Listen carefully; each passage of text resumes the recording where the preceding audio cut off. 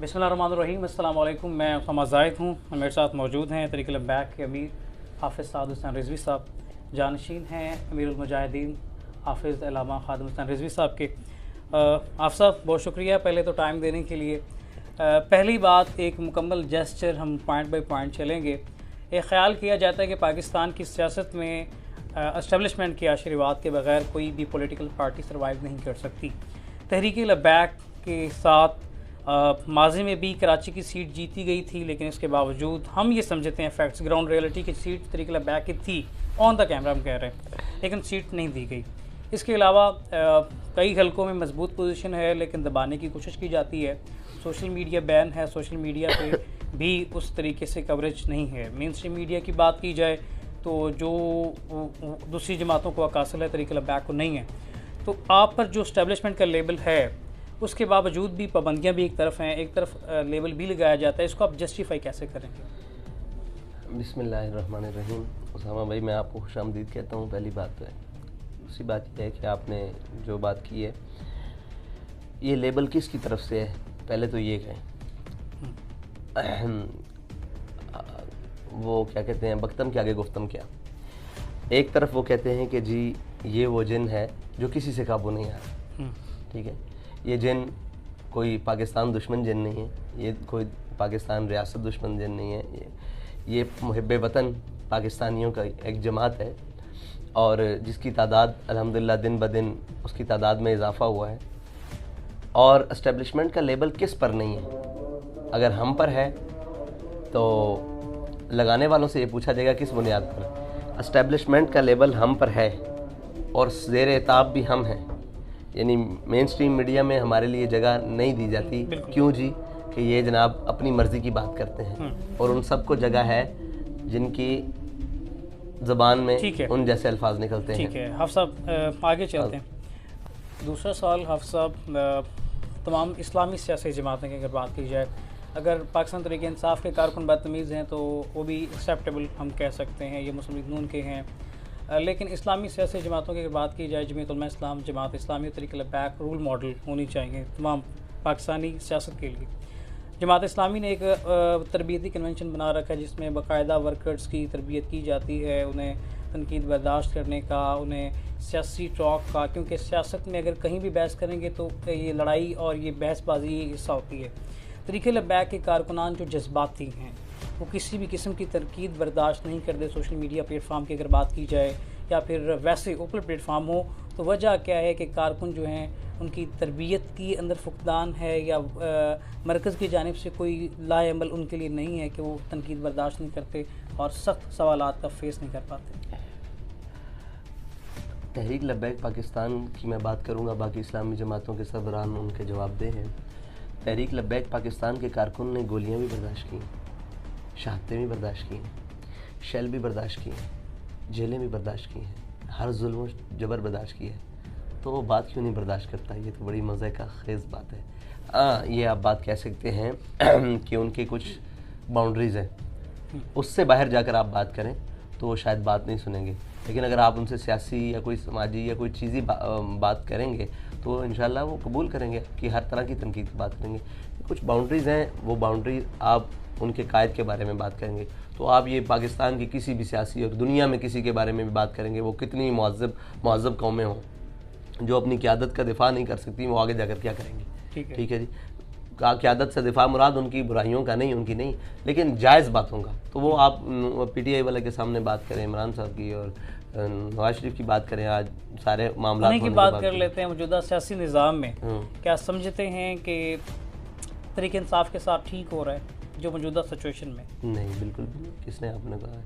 हम हर सियासी वर्कर की हिफाजत, उसकी अखलाकी और जनाब माशरती जो उसकी हुकूक है उसकी पामाली को गलत समझते हैं। यानी कि आप मौजूदा सियासत में आप साइड लाइन होते हैं, आप ये समझते हैं कि जो नून लीग या एस्टेब्लिशमेंट जो भी तहरीक इंसाफ के साथ कर रहा है, कोई भी है खैर, वो क्या आप उसको एक्सेप्ट नहीं करते? जो इसको ठीक समझ रहा है वो तैयार हो जाए, कल उसी के साथ यही कुछ होगा। ये ज़बरदस्त बात, ये एक बहुत बड़ा फैक्टेबल। दूसरा थोड़ा सा तहरीक लब्बैक के हवाले से बात कर लेते हैं आखिर में। थोड़ा सा कारकुनान की तो थोड़ी सी अलग सिचुएशन है, جو آپ کی رکن شورا ہے، شورا کے جو ارکان ہیں ان کے اندر ان کو لے کر طریق لبیک کے اہم ترین رہنما، میرے پاس اس کے باقاعدہ ثبوت بھی موجود ہیں، ان کے ساتھ بہت اختلافات ہیں اور بڑی سخت الفاظ یوز کیے جاتے ہیں باقاعدہ، اور مجھے کئی لیڈران نے اپروچ کیا کہ آپ یہ بات پہنچائیں، تو کیا وجہ ہے کہ کیوں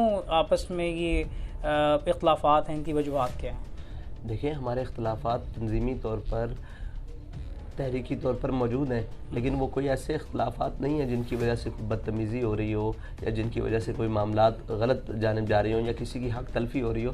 سیاسی اختلافات اور جناب تنظیمی اختلافات موجود رہتے ہیں، کسی کی پسند اور ناپسند میں کچھ چیزیں آ جاتی ہیں، اس میں کوئی، میں سمجھتا ہوں کہ یہ تحریکوں کا حسن ہوتا ہے جب تک وہ اپنی حدود سے باہر نہ جائیں، تو ہماری چیزیں حدود سے باہر نہیں جاتی۔ ڈاکٹر یاسین ملک صاحب کو تحریک کی جانب سے استعفیٰ دینا پڑ گیا، ایک ایسی آپ سمجھتے نہیں کہ ایسی شخصیات کی ضرورت ہے، نہ کہ صرف ملا حضرات طریق لبیک کا حصہ بنے یا آپ انہی کی اثار میں کام کریں، ایک دنیا دار جو اس طرح کی پرسنالٹیز ہیں، مثال کے طور پہ بیسٹر عثمان مانگٹ ہیں، ڈاکٹر یاسین ملک ہیں، کس بنیاد پر دیا ہے؟ ان سے کبھی پوچھیے گا کہ ہماری طرف سے ان کو کچھ کہا گیا؟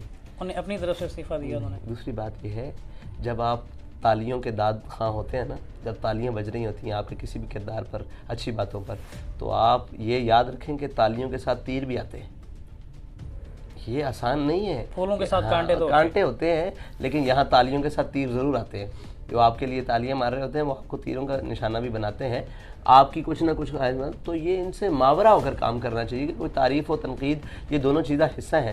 ڈاکٹر یاسین صاحب اگر کبھی بھی آن ریکارڈ آئیں یا آپ کبھی بھی میری بھی ملاقات ہوگی، میں ان سے پوچھ بھی لوں گا، ہماری جانب سے ان کو کچھ نہیں کہا گیا، ہاں ان سے کچھ غلط، کوئی لفظ، کوئی اوپر نیچے، تو اس کے جواب دہ خود ہے نا۔ دیکھیں، ایک بندہ آپ کی تحسین کر رہا ہے اور جب وہ آپ کی تربیت کرے یا آپ کے لیے کوئی اصلاح کا پہلو نکالے، دیکھیں ایک ہے مجھ سے غلطی ہوئی ہے اندر، تو میں معاملات، اور کوئی میری تربیت کرنے کے لیے آئے باہر چوک میں، تو یہ بات ٹھیک ہے، یہ نہیں ہونی چاہیے، اخلاقی طور پر نہیں ہونی چاہیے۔ کسی سے بھی الفاظ، سلپ آف ٹنگ، کچھ نیچے اوپر چیزیں ہو جاتی ہیں، لیکن ان کے ساتھ کچھ بھی ایسا نہیں ہوا کہ وہ ہماری وجہ سے استعفیٰ، اور میرا نہیں خیال کہ ابھی تک ان کا استعفیٰ میرے تک پہنچا ہے۔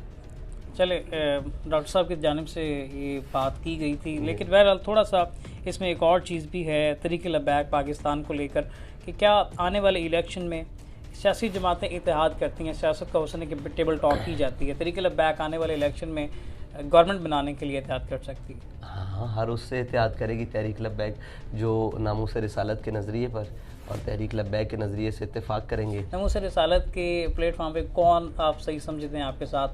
اگر ایک میں تو ہر ایک کو مسلمان سمجھتا ہوں، میں جماعت اسلامی دعوت دے تو آپ اتحاد کریں گے، جمعیت علماء اسلام، جماعت اسلامی ہو، جمعیت ہو، جمعیت علماء پاکستان ہو، نون ہو، پی ٹی آئی ہو، کاف ہو، جو بھی ہو، جو دیکھیں، جو آ کر یہ کہیں کہ ہمارا اس بات پر اتفاق ہے ناموس رسالت پر، جو سٹینڈ تحریک لبیک کا ہے، ہم اس سے بالکل ایگری کرتے ہیں اور اس کی زیر زبر سے ہمارا اختلاف نہیں ہے۔ ایک پوائنٹ جس پر آپ اتفاق چاہتے ہیں وہ حضور کی ذات ہے، ناموس رسالت، ناموس رسالت پر۔ ناموس رسالت میں پیپلز پارٹی سے بڑھ کر تو نہیں، ذوالفقار بھٹو نے ایک قادیانیوں کے خلاف باقاعدہ ایک قانون پاس کر دیا۔ وہ تو تھے آبا تمہارے، بتاؤ تم کیا ہو، ہاتھ پہ ہاتھ درے منتظر فردا ہو، یہ تو بات نہیں کریں گے۔ کسی بھی سیاسی جماعت سے کوئی بھی ہو سکتا ہے، کیوں نہیں ہو سکتا؟ میں نے کہا کوئی ہمارے اس موقف کی تائید کرے، ہمارے ساتھ کھڑا ہو، تو اتحاد تو دوسری بات ہے، ہم اس سے بغل گیر شیر و شکر ہونے کے لیے تیار ہیں۔ ایک طرفہ محبت تو نہیں ہو سکتی، دونوں طرف سے شرائط جو ہیں آپ کو ماننی پڑیں گی۔ باقی ساری شرطیں شاید مان لیں ہم کسی کی، لیکن وہ آ کر یہ ناموس رسالت، ختم نبوت اور دین کے جو معاملات،